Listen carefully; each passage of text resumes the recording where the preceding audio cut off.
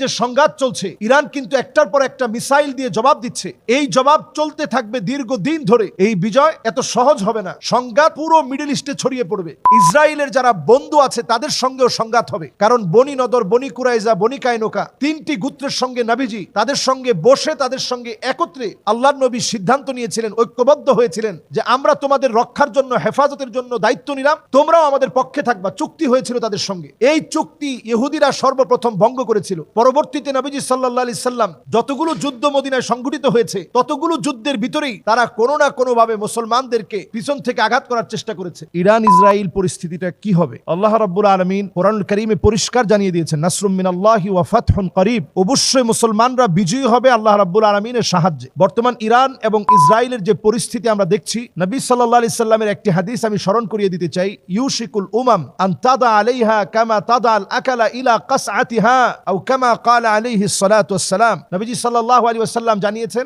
সারা দুনিয়া একত্রিত হয়ে যাবে মুসলমানদেরকে গিলে খাওয়ার জন্য। সারা দুনিয়া ব্যাপী মুসলমানদেরকে মারবে, কাটবে, যার যার মতো করে মুসলমানদের মারামারি, মুসলমানদেরকে হত্যা করা, মুসলমানদেরকে শেষ করে দেওয়া।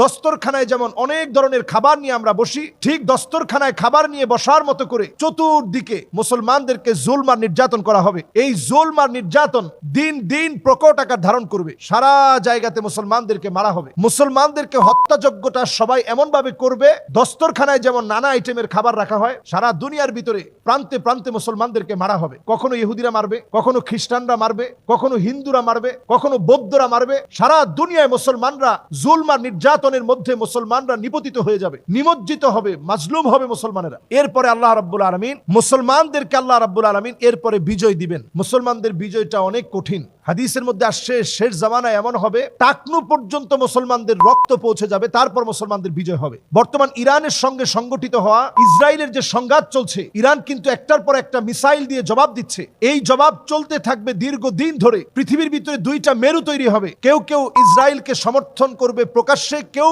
সমর্থন করবে গোপনে।